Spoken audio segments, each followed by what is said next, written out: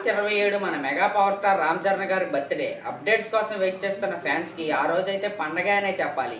ఎందుకంటే ఆ రోజు వద్దన్నా సరే అప్డేట్స్ ఇవ్వడానికి మూవీ టీమ్స్ అయితే రెడీ అయిపోయాయి. ఈ రోజు మనం ఈ వీడియోలో అప్డేట్స్ గురించి అయితే మాట్లాడుకుందాం.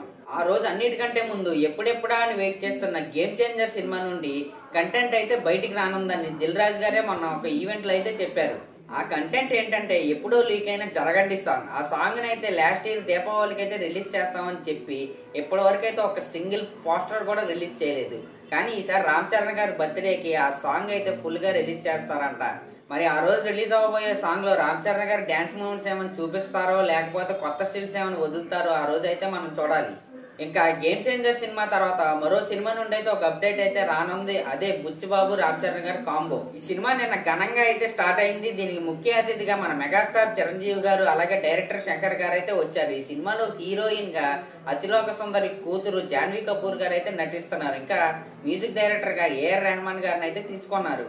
ఈ సినిమా ఒక రా అండ్ రస్టిక్ గా అయితే తీస్తున్నారంట. అసలు ఈ సినిమాలో ఆ క్యారెక్టర్ ఊహించుకున్న విధానానికి శివరాజ్ కుమార్ గారు అయితే స్టన్ అయిపోయి ఈ సినిమాలో వెంటనే నేను యాక్ట్ చేస్తానని ఈ సినిమాకి అవసరమైన డేట్స్ అయితే ఇచ్చేసారంట.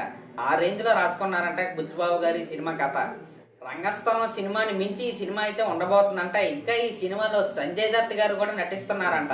Mega power star Ram Charan garu, Shivaraj Kumar garu, Janhvi Kapoor, Sanjay Dutt, A R Rahman garu ఇలా క్యాస్ట్ చూస్తుంటే ఈ సినిమా ట్రూ పాన్ ఇండియా సినిమా అని అనిపిస్తుంది. రామ్ చరణ్ గారి బర్త్డే రోజు ఈ సినిమా నుండి ఒక టైటిల్ లేకపోతే కాన్సెప్ట్ పోస్టర్ అయితే రెడీగా ఉందంట. అది ఆ రోజు అయితే రిలీజ్ చేస్తారంట. ఈ రెండు అప్డేట్స్ తర్వాత ఇంకో అప్డేట్ అయితే లోడ్ అయ్యి రెడీగా ఉంది. అదే మన సుకుమార్ గారు అలాగే రామ్ చరణ్ గారు కలిసి ఒక సినిమా అయితే తీయబోతున్నారు. ఆల్రెడీ ఈ సినిమా ఎంట్రీ సీన్ గురించి రాజమౌళి గారు ఆర్ఆర్ఆర్ ప్రమోషన్ లో చెప్పి స్టన్ అయిపోయిన విషయం అందరికీ తెలిసిందే.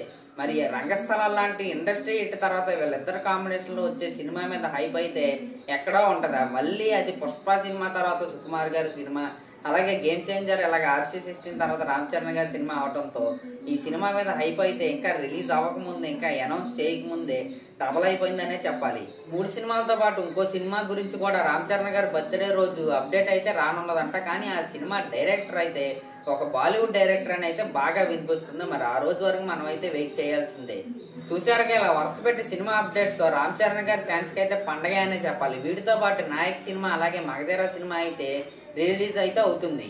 ఈసారి రామ్ చరణ్ గారి బర్త్డే ఫ్యాన్స్ కి అయితే ఒక మెమరబుల్ డేగా అయితే మిగిలిపోనుంది.